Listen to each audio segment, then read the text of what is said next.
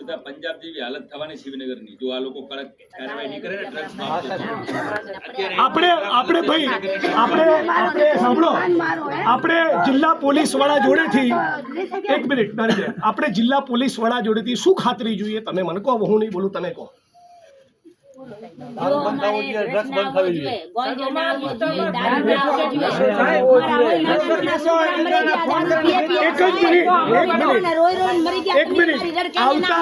આવતા 30 દિવસ એક મિનિટ ભાઈ આવતા 1 તારીખે હું ફરી આટો મારીશ અને 6 ડિસેમ્બરે બાબા સાહેબ આંબેડકરની નિર્વાણ દિવસ છે, મૃત્યુતિથિ, એ દિવસે હું ફરી આવીશ.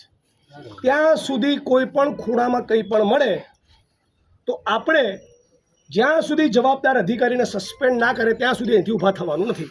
આ તો ડિમાન્ડ અમારી વાજબી ગણશે. આટલું તમે અમને કરી, તમે અમને બાહેધરી આપો. 100% વાત છે. છેલ્લા 1 માસમાં મેં આપને કીધું મારી પાસે રેકોર્ડ ઉપર માહિતી. આ બહેનો તમે મારી પાસે પહેલી વાર આવ્યા છો, બરાબર? શિવનગરમાં 100% તમારી જે કાંઈ પણ રજૂઆત હશે, ભાઈઓની જે કાંઈ પણ રજૂઆત હશે, 100% 110% કામગીરી થશે. એમાંથી કોઈ પણને છોડવામાં નહીં આવે. જરૂર પડશે તો હું જાતે આવીશ, બરાબર? કોઈને તમારે એ ફરિયાદ માટે મારા સુધી જિગ્નેશભાઈને તમારામાંથી કોઈને નહીં આપવી પડે, હું બાંહેધરી આપું છું. અને તમે બધા મરી જજો, તમે બધા પુરુષો ઢાંકણીમાં પાણી લઈને ફરી કહું છું ત્રીજી વાર મરી જજો તો ફરી બહેનો ફરિયાદ કરવી પડે.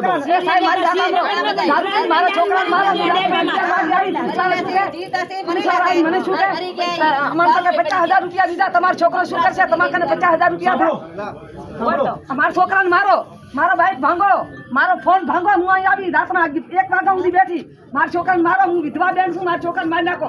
મારા છોકરીને તારો હાથ કેળો, હું ઘરે કરી આવી. કેમ નહીં પૂછાર શું કે અહીંયા તો 50,000 રૂપિયા 50,000 નથી પડતા. તમારામાંથી જેની બી ફરિયાદ હોય 2-4 દિવસ પછી 5 જણા જિલ્લા પોલીસ વડાશ્રીને મળી લેજો. મારી વાત સાંભળો, હું શિવનગરમાં જાતે આવીશ, તમને મળીશ, બરાબર? હું જાતે આવીશ, હું લોકો રેગ્યુલર કામ કરીએ છીએ. જાતે આવીશ, તમારે પણ નહીં આવવું પડે, હું જાતે આવીશ. એની બાંહેધરી અને ઘણી ધમકી દે, ઘણી દારૂવાળા ધમકી દે. શું કે અમારા શંકરભાઈ ચૌધરી ચોડાવી નાખશે.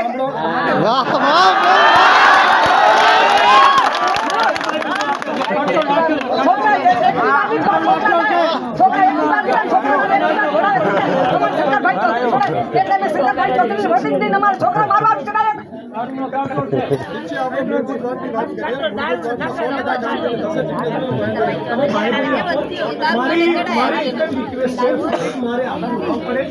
ફરી બહેનોએ ફરિયાદ કરવી ન પડે એવું કરીને તમે થરાદ પોલીસ સ્ટેશનમાં અને જિલ્લા પોલીસ વડા તરીકે તમારી બધું ઉજવણી કરો એવું અમે ઈચ્છીએ છીએ. અને બધા 1 મિનિટ 11 વાગે રાતના બેઠા, 10 વાગે એક મિનિટ બધા પોલીસ કર્મી મિત્રોને કહું, મને ફરિયાદ કરવા બદલ કોઈ પણ પોલીસ કર્મીએ પોતાની આંખની ભ્રમર મારા માણસ સામે ઊંચી કરવાની નથી. શું કહું છું? તું તારી બદતમીજી કેસમાં ફસાવાની વાત તો ભૂલી જજો. આંખની ભ્રમર ઊંચી કરી તો તને છું ને હું છું. મારા જગતનું કોઈ કામ નથી લડવા સિવાય.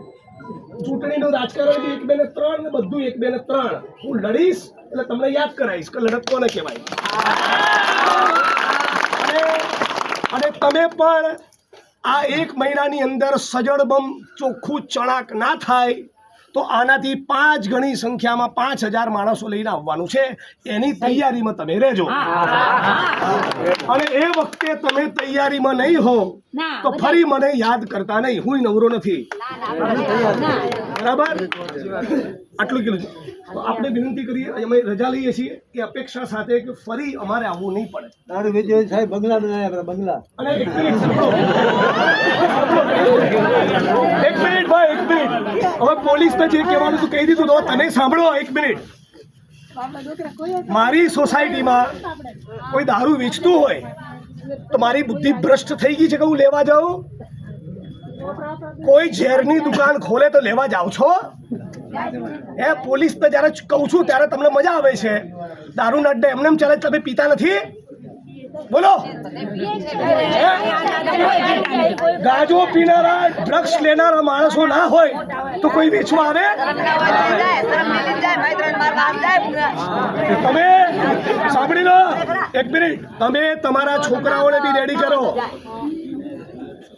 બરાબર? જો ડ્રગ્સ એટલું ખતરનાક વ્યસન છે ને, પોતાની માની ગળાની ચેન લોકો તોડી લઈ જાય છે, બરાબર?